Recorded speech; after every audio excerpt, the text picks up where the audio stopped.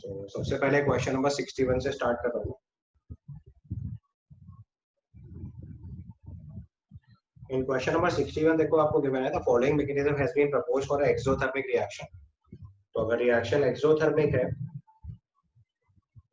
तो you can easily से कि इसका डेल्टा एच नेगेटिव आएगा। तो जो गिवन प्लॉट्स है उसमें ध्यान से नोटिस करो तो यू विल फाइंड आउट ये रिएक्टेंट की एनर्जी है, इससे अगर हम प्रोडक्ट की एनर्जी कंपेयर करेंगे तो ये देखो एक्सोथर्मिक हुआ। ये रिएक्टेंट एनर्जी है, प्रोडक्ट की एनर्जी कंपेयर करोगे तो ये एंडोथर्मिक हुआ। This case is also exothermic and this case is also exothermic. Logic याद है ना, एंडोथर्मिक एक्सोथर्मिक कैसे डिसाइड करते हैं? अगर रिएक्टेंट की एनर्जी प्रोडक्ट से ज्यादा है तो एक्सोथर्मिक, प्रोडक्ट की एनर्जी रिएक्टेंट से ज्यादा है तो एंडोथर्मिक। ऐसे मैंने आपको प्लॉट बनाना सिखाया था। This process if you mark delta H is positive, endothermic reaction,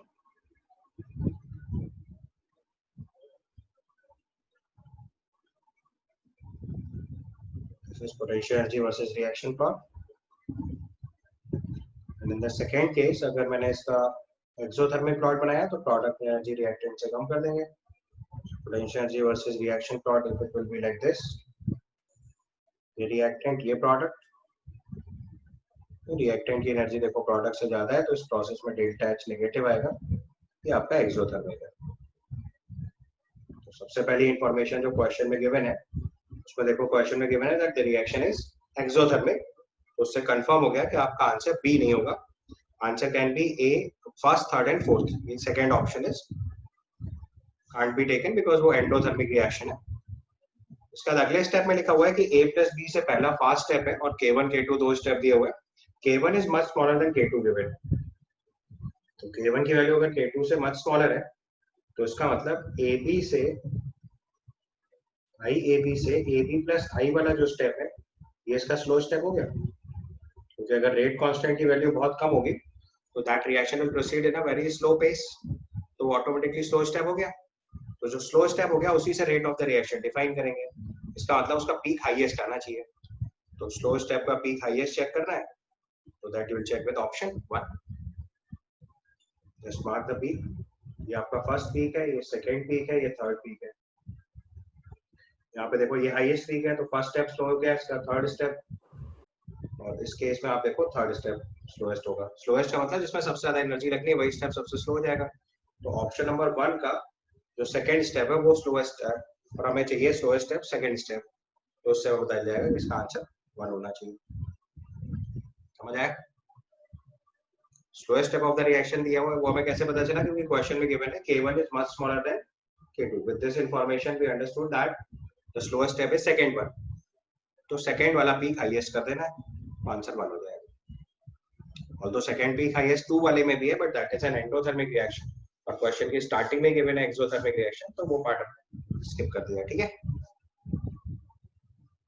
question number 60 clear हुआ आपको? सबसे पहले this was question number 60। Next question जो आपने पूछा that is question number 61।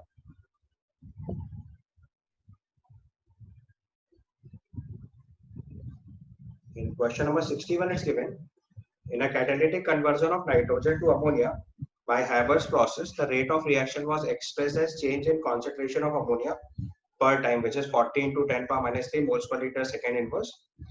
If there are no side reactions, then the rate of the reaction is expressed in terms of hydrogen is. तो देखो आपको catalytic conversion of nitrogen to ammonia लिखा हुआ है तो इक्वेशन लिखेंगे N2 plus 3H2 gives 2NH3। अब मैंने आपको बताया था कि जो हम लोग कंजम्पशन रेट लिखते हैं that is minus dN2/dt will be equal to -1/3 dH2/dt। जो कंजम्पशन रेट होता है उसको स्टोइकियोमेट्रिक कोएफिशिएंट से डिवाइड कर देते हैं, will be equal to 1/2 of dNH3/dt।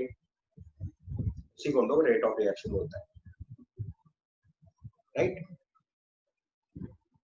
Now in the question it's given the rate of the reaction was expressed as a change of concentration of ammonia per unit time as this। तो आपको dNH3/dt की value दे रखी है, that is given to you 40 into 10 to the power minus 3। If there is no side reaction then the rate of the reaction as expressed in terms of hydrogen। तो आपसे पूछा गया minus dH2/dt, ये आपको find करना है। अगर आप क्वेश्चन में ध्यान से देखो तो मैं dH2/dt की वैल्यू क्या लिखेंगे? 3/2 टाइम्स ऑफ dNH3/dt।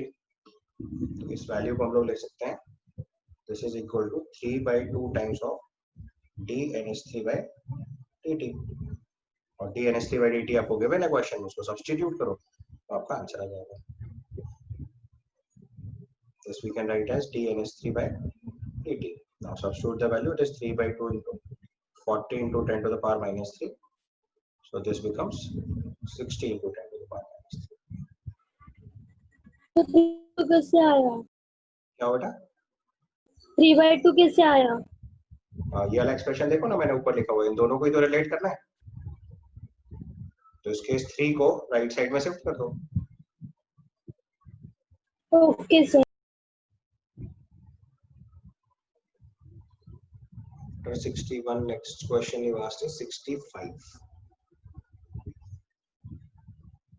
ये क्लियर है पहले?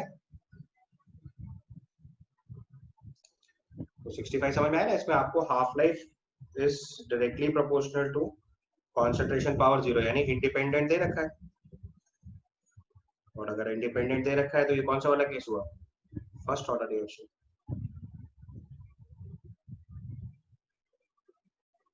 ओके.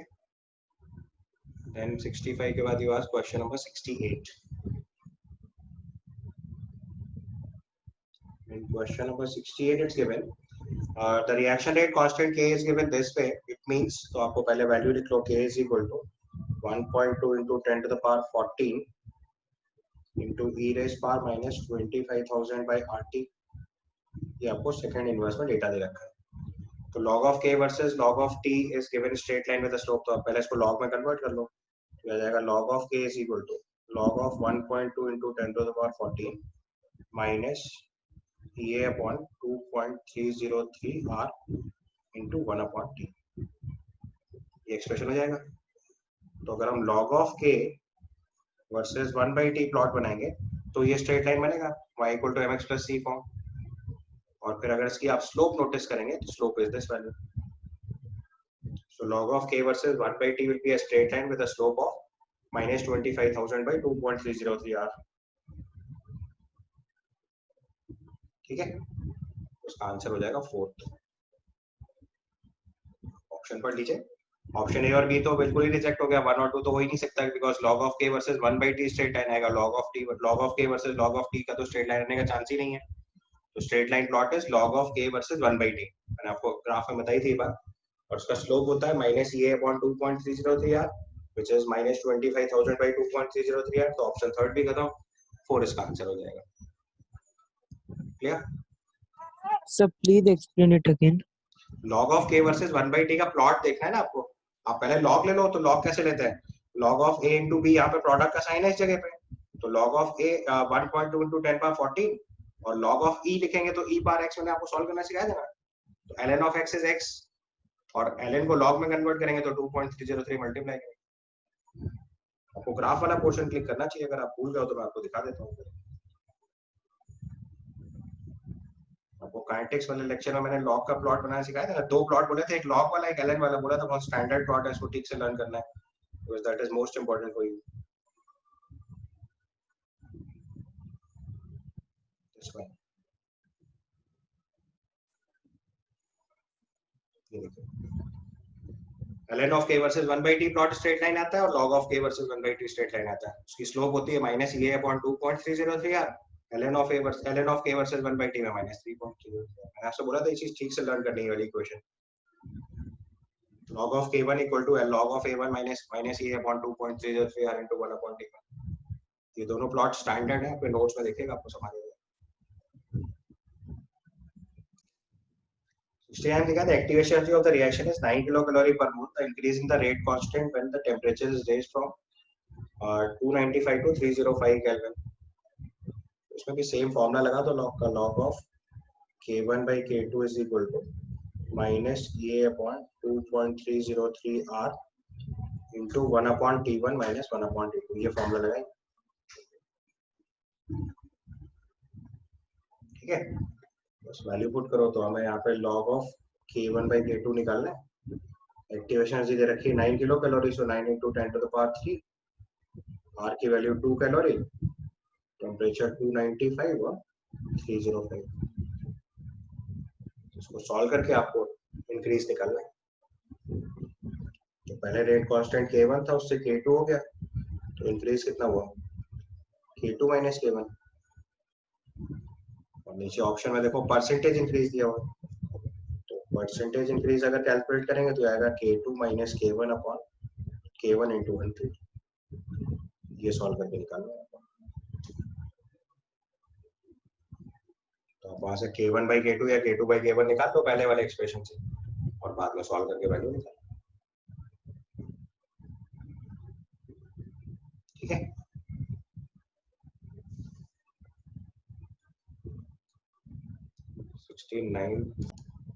सेवेंटियथ क्वेश्चन में देखो रिलेशन सिखाया आपको, delta H is equal to activation energy of forward reaction minus activation energy of backward reaction. तो इस क्वेश्चन के हिसाब से activation of forward energy 25 kilo calorie 15 kilo calorie दे रखा है, डेल्टा एच आपको 5 किलो कैलोरी दे रखा है, activation energy of backward reaction पूछा गया। वैसे activation energy of backward reaction आ जाएगा activation energy of forward reaction minus delta H, 10 kilo calorie आपका आंसर। ठीक है,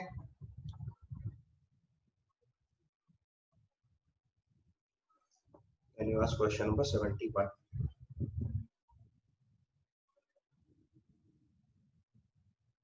In question number 71 is given the rate constant K dash for one reaction is double the rate constant of K double dash. For another reaction, the relationship between the corresponding activation energies of the two reactions is same formula. पहला formula है log of K is equal to log of A minus EA by RT या log EA by 2.303 RT.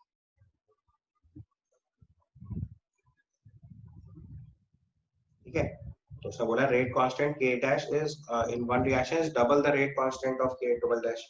तो first reaction का rate constant अगर double है तो obviously जिसका rate constant higher होगा उसकी एक्टिवेशन एनर्जी अपने आप कम हो जानी चाहिए, because K is equal to A e raise power minus EA by RT होता है। इसकी एक्टिवेशन एनर्जी ज्यादा होगी, उसका रेट कांस्टेंट कम आएगा। एक्सप्रेशन की पहले वैल्यू देखो, K is equal to A e raise power minus EA by RT होता है, उसको लॉग में कन्वर्ट कर देंगे, ऐसे लिख लो या फिर ऐसे भी ले सकते हैं K is equal to A e raise power minus EA by RT। तो अगर हम एक्टिवेशन एनर्जी इंक्रीज करेंगे तो रेट कांस्टेंट डिक्रीज कर जाएगा। तो आपको K डैश की वैल्यू K डबल डैश से ज्यादा दी हुई है, तो automatically activation energy of first reaction will be less than that of second reaction. आप EA की वैल्यू बढ़ाएंगे तो K की वैल्यू डिक्रीज कर देगी, तो K अगर ज्यादा है तो एक्टिवेशन एनर्जी कम आएगी, इनवर्स रिलेशन। ठीक है, then you are 72 में लिखा था following statement is not correct, a plot of log of Kp versus 1 by T is a linear plot। आपको इक्विलिब्रियम कांस्टेंट के रिलेशन में बताया था, सेम रिलेशन इक्विलिब्रियम कांस्टेंट में काम करता है। log of Kp is equal to log of A minus delta H upon 2.303 R into T। तो log of Kp versus 1 by T बनाएंगे तो it will be a straight line। log of x versus time plot बनाएंगे first order reaction के, तो वो भी straight line आ जाएगा, तो डायरेक्ट स्टैंडर्ड रिजल्ट है। फर्स्ट ऑर्डर रिएक्शन के क्या रिलेशन आता है, C equal to C naught into e raise power minus KT। या अगर log ऑफ t का ही प्लॉट बनाना है, you can write log of C equal to log of C naught minus ln of C equal to ln of C naught minus KT। कोई भी form लिख लो, सब फॉर्म वर्क करेगी। You can write ln of C equal to ln of C naught minus KT लिख लो, या 2.303 से multiply करके लिख लो। तो log of x versus time अगर प्लॉट करेंगे तो लीनियर प्लॉट आएगा। तो log of p versus 1 by t is linear at constant volume, ये गड़बड़ हो गया, क्योंकि अगर आप कांस्टेंट वॉल्यूम पे गैसियस लॉ चेक करेंगे तो गैलियस लॉ काम करेगा, तो it is p by t equal to constant, pv equal to nRT होता है। अगर टी क्लिक करा तो पहले pv equal to nRT लिख लो, आपने यहाँ पे वॉल्यूम कांस्टेंट किया हुआ तो v में राइट p by t equal to nr by v। Volume constant है, मोल्स कांस्टेंट है, r कांस्टेंट है, तो we can write p by t equal to constant। That means you can write p equal to constant into t। दोनों तरफ log ले लो, so log of p equal to log of constant plus log of T, तो log p versus log t graph straight line आएगा, log p versus 1/t straight line ही आएगा। Third वाला आपका आंसर होगा, नॉट करेक्ट पूछा। And fourth option में log of p versus 1/p is linear, तो पॉइल्स लॉ आप जानते हो, pv इक्वल टू कांस्टेंट होता है, ठीक है।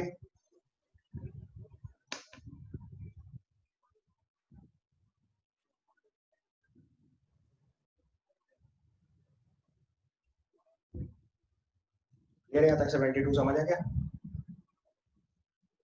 72 बस लास्ट वाला केस और चेक कर लो, that is Boyle's law, pv equal to constant होता है अगर टेम्परेचर कांस्टेंट हो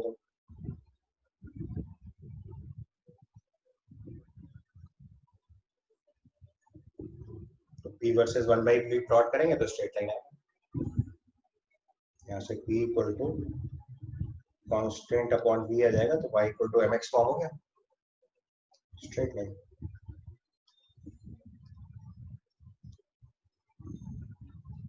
ठीक है, 72 के बाद next question you asked is 77।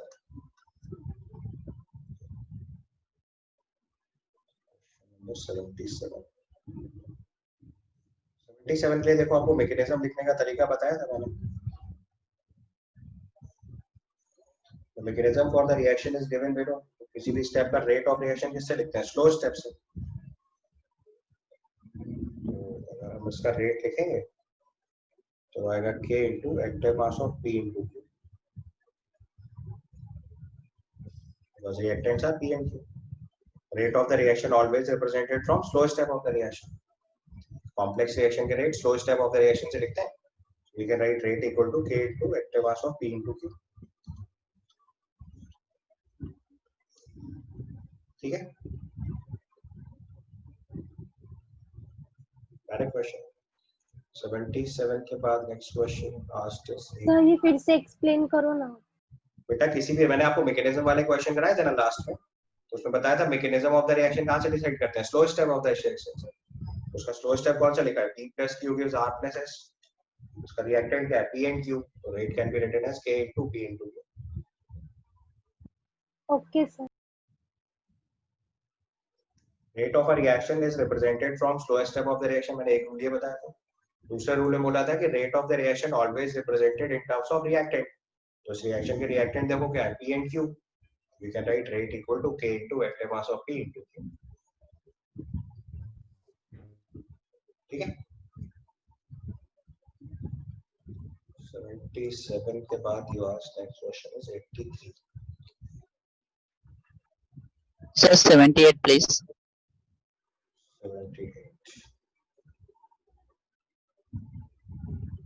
78 में देखो लिखा है decomposition of N2O5 is a first order reaction represented as N2O5 gives N2O4 plus half of O2. After 15 minutes the volume of oxygen produced is 9 ml and at the end of the reaction is 35 ml. Then the rate constant is equal to, देखो आपको first order reaction दे रखी है और मैंने आपको concept सिखाया था कि किसी भी फर्स्ट ऑर्डर रिएक्शन का जो रेट है वो आप किसी भी उस फिजिकल क्वांटिटी से रिप्रेजेंट कर सकते हैं जो कॉन्सेंट्रेशन के डायरेक्ट प्रोपोर्शन हो। ठीक है, सो लेट मी स्टार्ट। सबसे पहले हमारे पास इसका t इक्वल टू 0 पे a मोल अज्यूम कर लेते हैं। t इक्वल टू 15 मिनट्स पे इसमें a माइनस x और x/2 फॉर्म होगा। t टेंड्स टू इंफिनिटी, जब रिएक्शन कंप्लीट हो जा रही है तो ये 0 हो जाएगा, ये हो जाएगा, ये a/2 हो जाएगा। And you all know that volume is proportional two moles, तो जो हम मोल्स के लिए लिख रहे हैं वही वॉल्यूम के लिए भी लिख सकते हैं सीधे सीधे। So from here you can write x/2 will be equal to 9 ml और x is equal to 18 ml and a/2 equal to 35 ml, which means a equal to 35 ml. Sorry, a equal to 70 ml. ये clear हुआ पहले आपको? Volume of oxygen दिया, that is proportional two moles, तो अब equality की जगह proportionality लिख लो या डायरेक्ट लिखना है तो भी कोई दिक्कत नहीं, बाद में रेशियो लेना है तो कांस्टेंट तो कट ही जाएगा। So x/2 equal to 9, that is x is equal to 18 ml, a/2 equal to 35, so a is equal to 70 ml. तो आपको फर्स्ट ऑर्डर काइनेटिक्स लिखना सिखाया था, k equal to 1/t ln of c naught by c लिख सकते हैं। Expression देखो ln के टर्म में दिया तो we should also write in terms of ln। तो टाइम आपको दे रखा है 15 मिनट्स, सी नॉट की जगह क्या वैल्यू पुट करेंगे a which is 70 ml, और c की जगह क्या वैल्यू पुट करेंगे a minus x which is 70 minus 18। इसको हम लोग ऐसे लिख सकते हैं k equal to 1 upon t ln of a upon a minus x। So instead of a we can put 70, instead of a minus x we can put 70 minus 80। इसको simplify कर लो, a equal to 1 by 15 ln of 70 by 52 आ जाएगा। इसको solve करेंगे तो 35 by 26 आ जाएगा, fourth answer मिलेगा।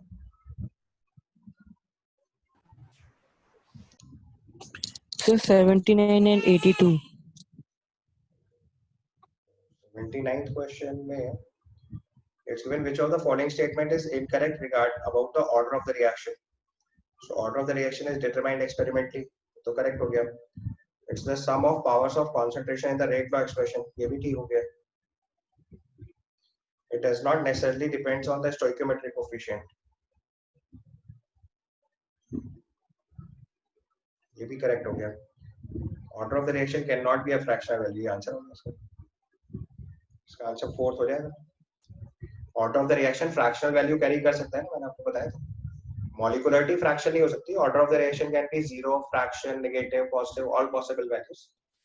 Stoichiometric coefficient पे order of the reaction depend नहीं करता है, बिल्कुल सही बात है। एलिमेंट्री रिएक्शन में स्टोइकियोमेट्रिक कोएफिशिएंट होता है, ऑर्डर ऑफ द रिएक्शन में कोई भी वैल्यू आ सकती है। So for 79 answer must be 4। समझ गया? Order of the reaction experimentally निकालते हैं। रेट लॉ एक्सप्रेशन में जो सम ऑफ द पावर्स होती है वही ऑर्डर ऑफ द रिएक्शन होता है। स्टोइकियोमेट्रिक कोएफिशिएंट तो इसका डिपेंड करने की कंडीशन नहीं है, फ्रैक्शनल वैल्यू हो सकती है। तो आपसे इनकरेक्ट स्टेटमेंट पूछा है तो fourth will be the answer, right? Then you ask question number 80 also. 80th question is given the time of half life period of a certain reaction A gas product is 1 hour. When the initial concentration of the reactant is 2 moles per liter, how much time does it takes for the concentration to come from 0.5 to 0.25 if it is a zero order reaction? तो आपको पता है कि zero order reaction का rate जो है वो constant value होती है। तो जीरो ऑर्डर रिएक्शन का expression C equal to C naught minus KT। So it's given time of half life of the period of a A2 gas product is 1 hour. Initial concentration is 2 moles per liter. So half life of zero order reaction is C naught upon 2K। यहाँ से हम लोग K निकाल सकते हैं। K will be equal to C naught upon 2 times T half। यहाँ से simplify करोगे तो K की वैल्यू आ जाएगी, C naught is given 2 moles per liter, half life is given 1 hour, so this comes out to be 1। अब आपसे उसने पूछा टाइम कितना लगेगा, तो C की जगह वैल्यू पुट करो 0.25। How much time does it take for its concentration to come from 0.5 to 0.25? So C की जगह वैल्यू 0.25 पुट कर दो,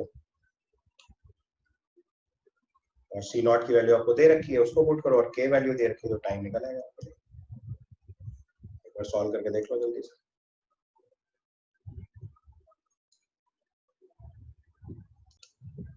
वैल्यू पुट करो, इट इज 2 माइनस K की वैल्यू तो 1 है तो T1 लिख लो। दूसरी एक्सप्रेशन में 0.5 इक्वल टू 2 माइनस T2 लिख लो। यहाँ से सॉल्व करोगे तो T1 के वैल्यू आ जाएगा 1.75 आवर्स, और यहाँ से T2 निकालेंगे तो 1.5 आवर्स। तो डिफरेंस ऑफ टाइम कितना हो गया, T2 minus T1, 0.25 hours.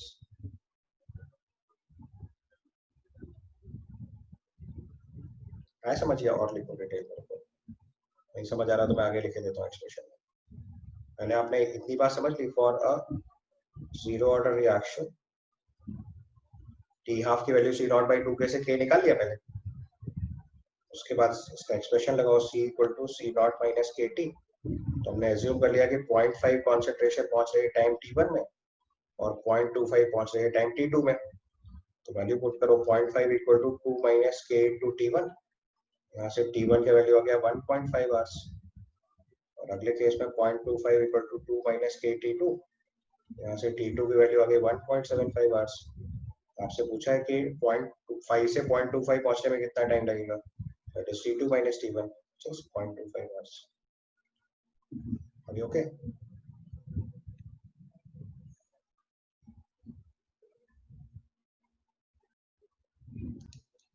Then question number 81 में देखो, ये आपको लिख रखा है कि एक फोटोकेमिकल रिएक्शन है। तो मैंने आपको बताया था photochemical reaction zero order reaction होते हैं और इनकी जो रेट ऑफ रिएक्शन है वो इंटेंसिटी ऑफ लाइट पे डिपेंडेंट होता है। थ्योरी का क्वेश्चन है।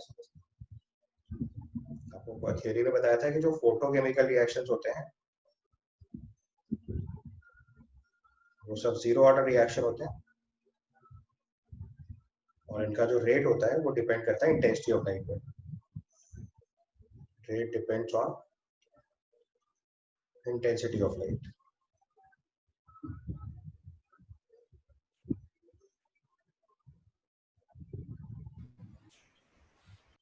ठीक है। Then you asked 83. 83 में लिखा है for a first order reaction the concentration of A changes from 0.1 to 0.025 in 40 minutes. The rate of the reaction when the concentration of A is 0.01 m. तो देखो first order reaction में half life independent of initial concentration होता है। तो यहाँ पे देखो ये 0.1 m सबसे पहले था, उससे पहले हाफ हुआ होगा तो इट बिकम्स 0.05 m और फिर इसका हाफ हुआ तब 0.025 m। तो एक बार आधा होने में जो टाइम लगा दैट इज टी हाफ, दोबारा आधा होने में जो फिर टाइम लगा that is again T half. तो क्वेश्चन के हिसाब से 2 टी हाफ की वैल्यू आपको 40 मिनट्स दे रखी है। So from here you will get T half is equal to 20 minutes. That means k is equal to 0.693 by T half. So यहाँ से आपको k मिल जाएगा 0.693 बाय 20 मिनट इनवर्स। अब आपको रेट ऑफ रिएक्शन लिखना है, तो rate of the reaction is k into active mass of reactant. Reactant concentration 0.01 दिया है, उसको पुट कर दो तो रेट आ जाएगा 0.693 बाय 20 इनटू 0.01। इतने मोल्स पर लीटर मिनट इनवर्स। इसको सिंपलीफाई कर दीजिए आप answer. Next question is question number 84।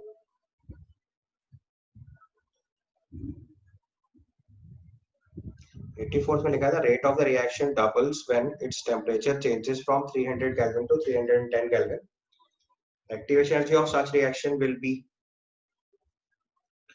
तो उसने बोला rate of the reaction double हुआ अगर टेम्परेचर 300 से 310 केल्विन किया।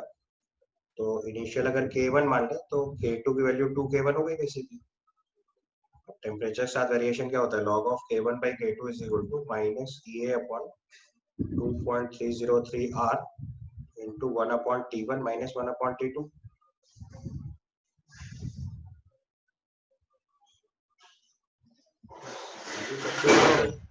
वैल्यू आ जाएगी 1/2।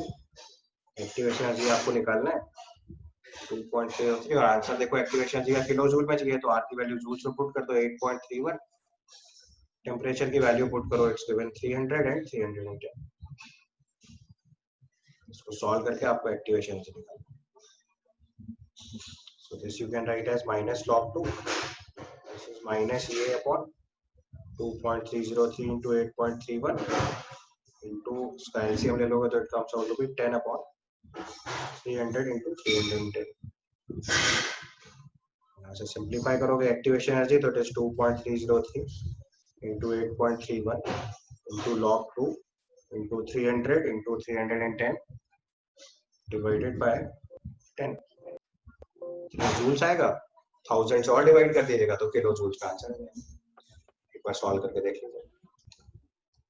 सो क्वेश्चन नंबर 89 में पहले t इक्वल टू 0 पे 50 mm प्रेशर दिया हुआ है। t इक्वल टू 30 मिनट पे 50 minus 2p 4p and p बना, टोटल प्रेशर करा 50 minus 2p plus 4p plus p, so that comes out to be 50 plus 3p। it is given to you 87.5। यहाँ से आपको पहले प्रेशर फाइंड आउट करके बताना है, that small p is how much। एक बार वो वैल्यू आएगी तो फिर मैं आपको आगे का रिजल्ट बताऊंगा कि कैसे सॉल्व करना है। 12.5 sir। So this comes out to be 12.5। That means जो प्रेशर ऑफ N2O5 है वो 25 हो गया। Small p is 12.5, so 2p is 25। 50 minus 25 is 25, right? So now you can notice कि प्रेशर जो है वो 50 से 25 हो गया, मतलब हाफ हुआ। और फर्स्ट ऑर्डर रिएक्शन में हाफ होने में जो टाइम लगता है दैट इज हाफ लाइफ। तो यहाँ से आपको पता चल गया कि half life is 30 minutes. Right. तो अब उसने बोला हुआ 60 मिनट बाद आपको ये चीज रिपोर्ट करनी है, तो अगर 60 मिनट लेंगे तो ये प्रेशर फिर हाफ हो जाएगा, तो that means now it will be 12.5 mmHg, 25 का हाफ। ये चीज समझ में आई? 30 मिनट बाद आधा हुआ, नेक्स्ट 30 मिनट बाद फिर से हाफ हो जाएगा, सो 25/2 विच इज 12.5 mmHg। ओके। अब आपसे इस पे पूछा गया कि टोटल प्रेशर रिपोर्ट करना है, तो उसको फिर से वैसे ही पुराने स्टाइल से लिख लो, तो 50 - 2P1 4P1 and P1। So as per the question 50 - 2P1 की वैल्यू है 12.5, यहाँ से पहले P1 निकालो, और अगर टोटल प्रेशर लिखेंगे तो आएगा 50 + 3P1, ये आपसे पूछा गया। एक बार पहले P1 कैलकुलेट करके निकालो और फिर 50 + 3P1 करो, तो ये आपका आंसर आना चाहिए।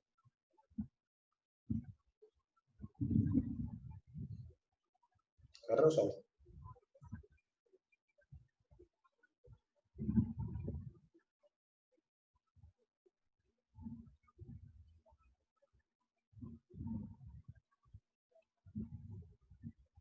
कोई आंसर वेरीफाई कर दो तो मैं आगे चलूं। तो हायर ऑर्डर रिएक्शन रेयर इसलिए होते हैं क्योंकि साइमल्टेनियसली प्रोबेबिलिटी मॉलिक्यूल्स के कोलाइड करने की कम हो जाती है। मैंने आपको कोलिजन थ्योरी में बताया था कि जब रिएक्टेंट मॉलिक्यूल्स कोलाइड करते हैं एक दूसरे से, तो उससे अगर एनर्जी एक्टिवेशन एनर्जी से ज्यादा और प्रॉपर ओरिएंटेशन में अगर कोलिजन होता है तो ही प्रोडक्ट बनता है।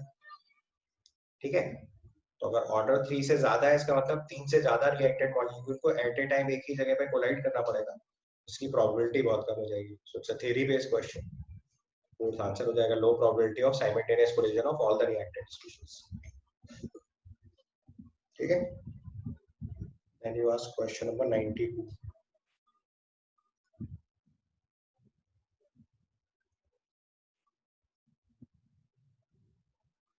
Question number 92, it's given two reactions R1 and R2 have identical pre-exponential factors.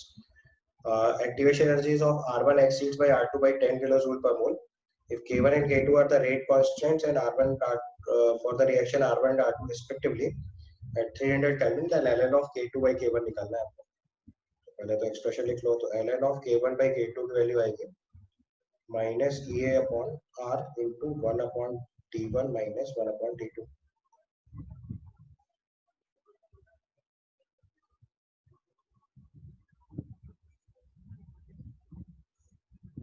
ये आपको रेट कांस्टेंट ही निकालना है,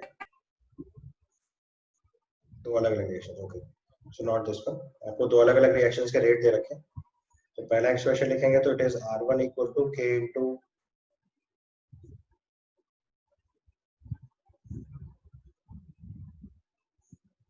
R1 वाली रिएक्शन के रेट कांस्टेंट K1 है, R2 वाली रिएक्शन के रेट कांस्टेंट K2 है। तो K1 की जगह लिखेंगे A into e raise power minus EA1 by RT,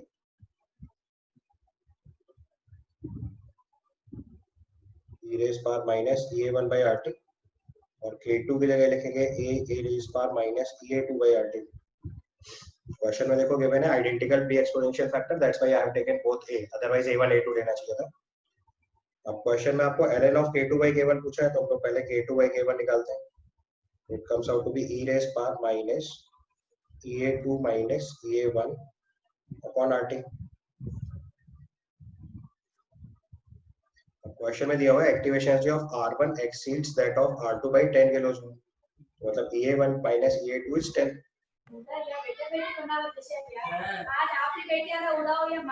तो यहाँ पे जो डिफरेंस है उसकी जगह 10 पुट कर दो। आपको क्वेश्चन में दिया हुआ है EA1 minus EA2 की वैल्यू 10 गिवन है, उसको एक्सप्रेशन में पुट करोगे तो K2 by K1 वैल्यू आ जाएगी e raised power 10 by RT। Now take ln on both the sides, so it is ln of K2 by K1 is equal to 10 upon RT। इसको solve कर लीजिए, and 10 kilojoule है, so 10 into 10 to the power 3 कर लीजिएगा। R की जगह 8.31 put कर देना है, और टेम्परेचर 300 केल्विन दिया है। इसको सिंपलीफाई करके नियरेस्ट आंसर लिखिए।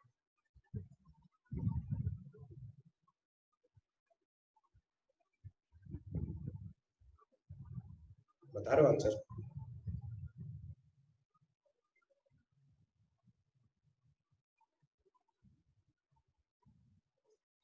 I think comes out to be close to 4. Okay, perfect. 92 के बाद next question you asked is 95. Sir, 93 also.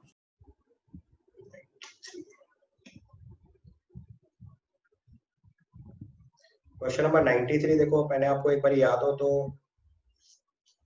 जब फर्स्ट असाइनमेंट सॉल्व कराया था तो आपको बताया था कि √2 वाला एक टर्म यूज करते हैं ऑर्डर ऑफ द रिएक्शन में, जहाँ पे √2 पावर 1.414 को √2 से रिप्लेस कर देते हैं। ये वही क्वेश्चन एक्चुअली, मतलब उसी जैसा क्वेश्चन, इसका आइडेंटिकल क्वेश्चन एनसीईआरटी बुक में, वहीं से ये कॉन्सेप्ट कॉपी किया गया है और ये जेईई मेंस का शायद क्वेश्चन आया था। So now check out the question. It's given at 518 Kelvin, the rate of decomposition of a sample of gaseous aldehyde initially at a pressure of 363 was 1 torr per second, and when 5% reacted, and 0.5 torr per second when 33% reacted. तो देखो, अगर हम किसी भी reaction का rate लिखेंगे तो it is K into active mass of reactant power order of the reaction लिखते हैं. तो आपको रेट गिवन है पहले 1 torr per second, K मुझे नहीं पता, और 5% रिएक्ट कर गया तो 95% बचा होगा, ये प्रेशर होगा पावर अल्फा.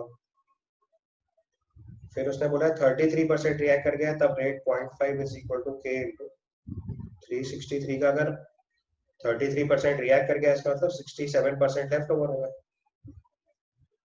ये समझ आया मेरे? 5% react means 95% left, 33% reacted means 67% left. तो rate equal to K into active mass of reactant power alpha या ऑर्डर ऑफ द रिएक्शन लिखते हैं. तो रिएक्टेंट का पहले प्रेशर दिया है 363 का 95%, और जब 0.5 रेट है तब वो 363 का 67% है. अब दोनों का रेशियो अप्लाई कर दो, तो रेशियो लेंगे तो it is 2 equal to 95/67 power alpha. बाकी तो कट जाएगा. अब अगर आप इस क्वेश्चन को यहीं पे लेके बैठ जाओ तो आप इसे सॉल्व ही नहीं कर सकते, जबकि मैंने आपको ट्रिक सिखाई थी कि जब भी कभी ऐसा एब्रप्ट नंबर आएगा तो एक बार डिवाइड करके देखना होता है. आप 95 में 67 से डिवाइड करोगे तो आपकी प्रॉब्लम सॉल्व हो जाएगी, एंड इफ यू वेट कि ये कैसे सॉल्व होगा तो फिर कैसे भी नहीं हो सकता. सो जस्ट 95 में 67 से डिवाइड करो, उसके बाद आपको अपने आप क्वेश्चन क्लिक कर जाएगा. करा किसी ने डिवाइड? Once you divide, तो ये वैल्यू आएगी 2 इक्वल टू So 1.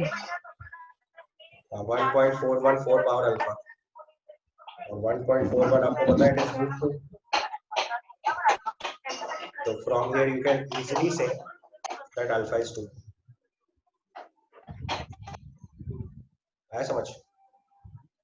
बस डिवाइड करना था, आपको क्वेश्चन क्लिक कर जाता. जब तक डिवाइड नहीं करेंगे तब तक इसका आंसर कोई नहीं बता सकता, उसको हर समय लगेगा पता नहीं क्या सवाल आएगा. तो एग्जाम में या तो कैलकुलेशन सच में लेंथी होती है या क्वेश्चन ट्रिकी होता है, दोनों में से कोई एक तरीका तो लगाया जाता है. So it would be a direct thing जो आप इजीली सॉल्व कर ले जाओ, कुछ ना कुछ तो एक्स्ट्रा एफर्ट लेना पड़ेगा. अब जैसे इस क्वेश्चन में कैलकुलेशन टफ नहीं थी, बट इस क्वेश्चन में ट्रिक थी कि अगर आप 95 में 67 डिवाइड ही नहीं करोगे तो आपको 1.41 का 4 का कॉन्सेप्ट ही नहीं पता चलेगा, फिर आप फर्दर सॉल्व नहीं कर सकते. तो अगर कहीं पे भी ऐसी पावर इक्वेशंस आएंगी तो थोड़ा ध्यान रखना होता है, जो नंबर दिए होते हैं उनको डिवाइड करना होता है, और √2 √3 की वैल्यू याद रखी जाती है, मोस्ट प्रॉब्ली उन्हीं से मैच कर देता है. अदरवाइज बिना लॉग टेबल के इसको सॉल्व कर पाना पॉसिबल नहीं था, लेकिन क्वेश्चन में वैल्यू ऐसी दी है कि आप इजीली सॉल्व कर ले जाओगे. Provided you will divide 95 by 67. अगर डिवाइड नहीं करोगे तो इस नंबर से भी कुछ भी सॉल्व नहीं किया जा सकता.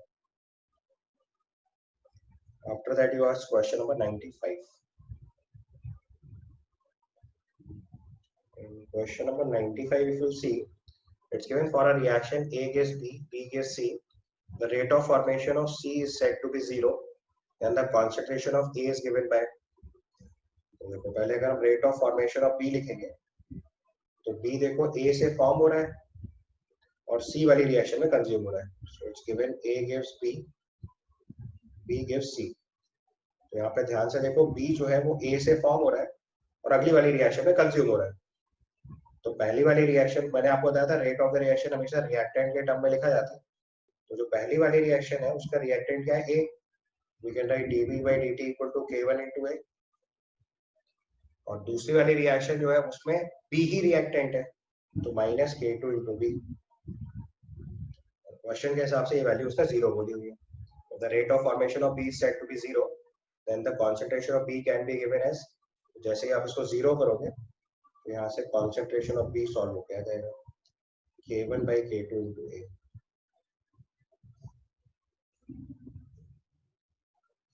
सिर्फ आपको रेट लॉ एक्सप्रेशन सही से लिखना आना चाहिए था, उसके बाद तो बहुत इजी क्वेश्चन था।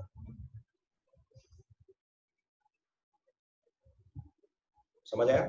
जो रिएक्टेंट A है वो उससे B फॉर्म हो रहा है और रिएक्टेंट B से B कंज्यूम हो रहा है, तो फॉर्मेशन रेट लिखेंगे तो K1 into A, consumption rate लिखेंगे तो माइनस K2 into B। सो B का ओवरऑल फॉर्मेशन रेट क्या हुआ? K1 into A minus K2 into B।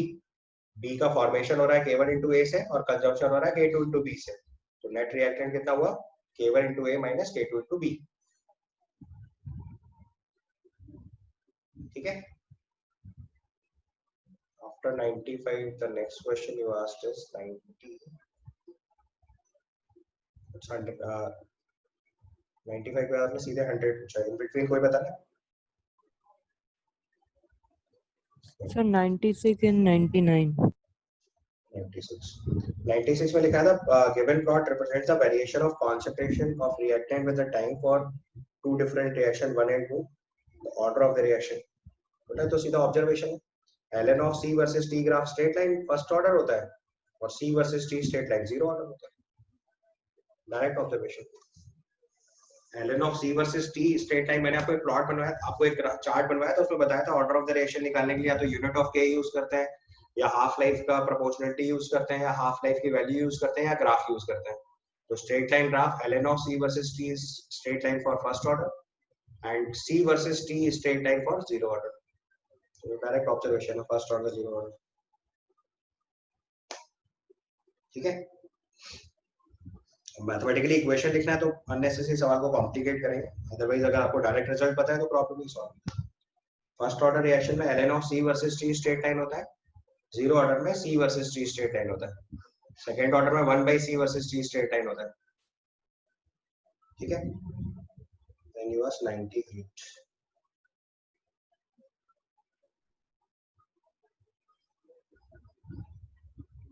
Question number 98 में देखो लिखा हुआ है a bacterial infection in an internal wound grows as n dash is equal to n naught into e raised power t,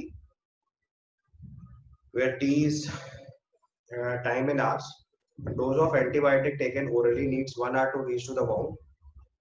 Once it reaches there, the bacterial population reaches there. Bacterial population goes down as dn by dt equal to minus 5n square.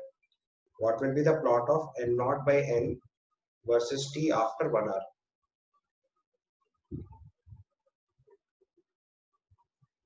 तो आपको बस integrate करना है function को। It's written dn by dt equal to minus 5n square.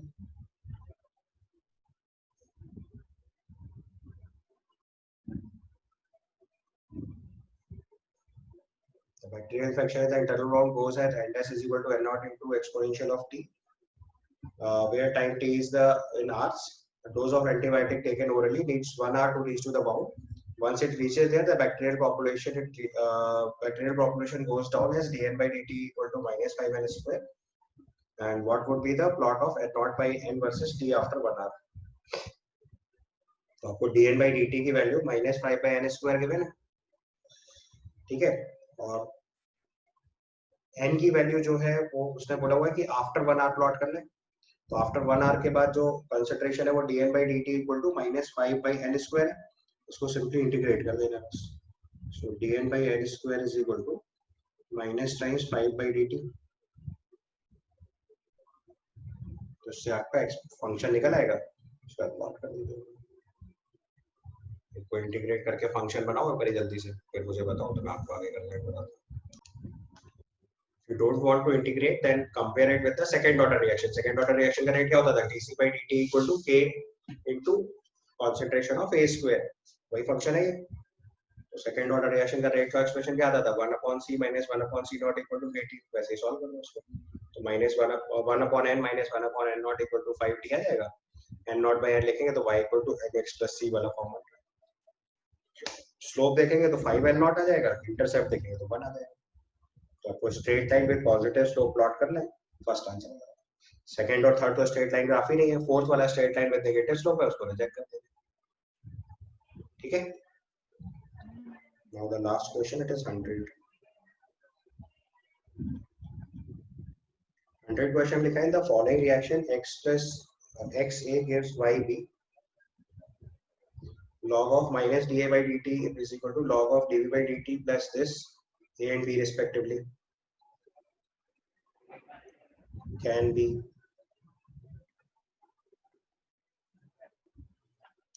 तो आपको देखो इसमें पहले रिलेशन निकालना है, तो अगर हम यहाँ पे रिलेशन लिखेंगे तो माइनस dA by dt की वैल्यू जो आएगी, अगर रेट ऑफ द रिएक्शन यहाँ से रिलेट करेंगे तो we can write minus 1/x dA by dt equal to 1/y dV by dt, ऐसे लिखते हैं। Rate of the reaction is rate upon stoichiometric coefficients.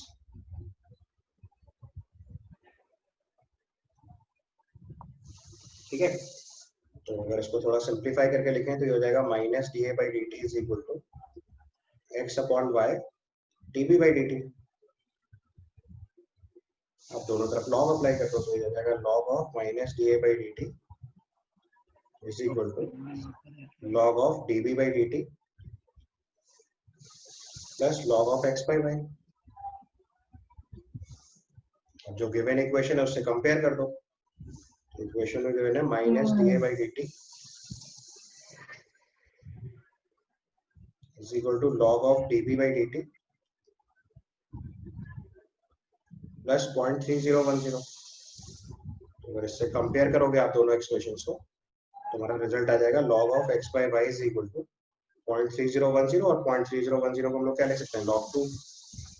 यहाँ से पता चल जाएगा x by y equal to 2 और you can say x equal to 2y।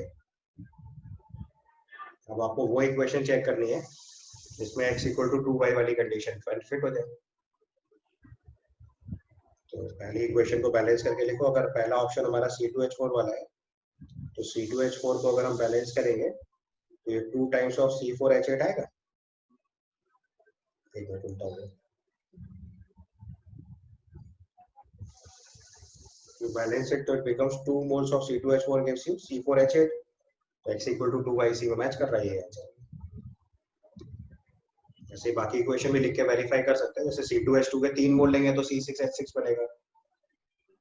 Normal butane isobutane में दोनों कोएफिशिएंट 1 1 आएंगे, और N2O4 से NO2 बनेंगे तो 2NO2 आएगा। So we want that number should match with x equal to 2y case.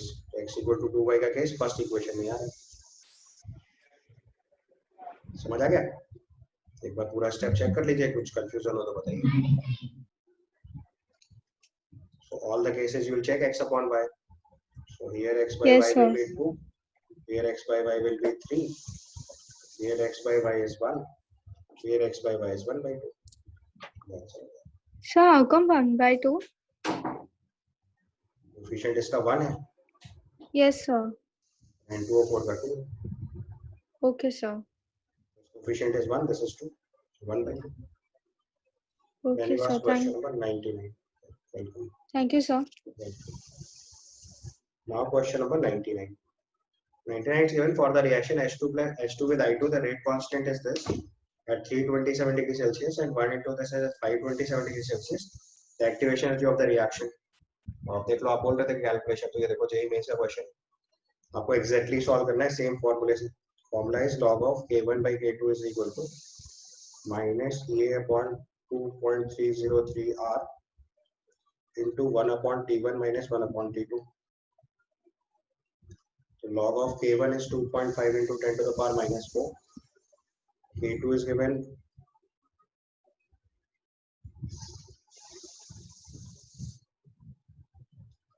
the reaction H2N2 rate constant is 2.5 into 10 power minus 4 is this, and 1 at this condition, so divided by 1 ही हो गया सीधे सीधे। इसमें तो नहीं है, चलो क्या करते हैं, अभी 1 लिखो, उसको भी जो क्वेश्चन गिवन है वैसे लिखो। So it is 1।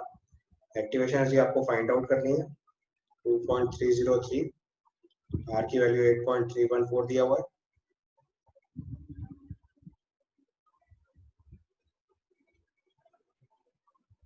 Put the temperature, पहला टेम्परेचर दे रखा है 327 डिग्री सेल्सियस, मतलब ये हो गया 500 केल्विन। 327 प्लस 273 करिए एक बार। 327 plus 273. So this becomes, sorry, 600. 600 sir. My fault. So it's 600. और next वाला केस दे रखा है 527, so that becomes 800. So इसको simplify करके activation energy निकालना। Solve करें वो सर तो 72 है क्या? आंसर आपके पास है, आप वेरीफाई करो, मुझे बताओ। अपनी आंसर शीट में देखो, लास्ट में आंसर दिया इसी शीट के एंड पे देखो।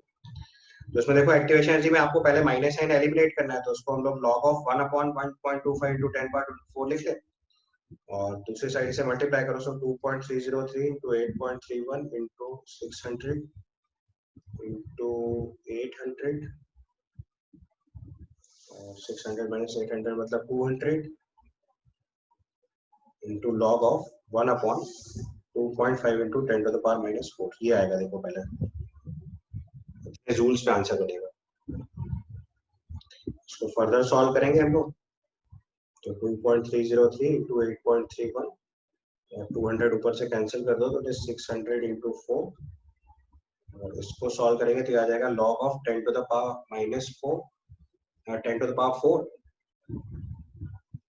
Minus log of 2.5। इसको सॉल्व कर लीजिएगा, log 5.7 होता है।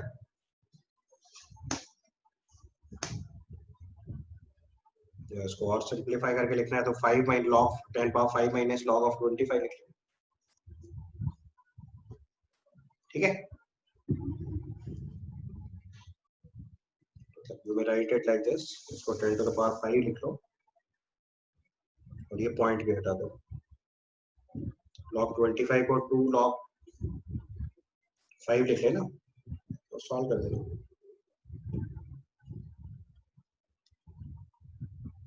तो 5 minus 2 times log of 5 आ जाएगा।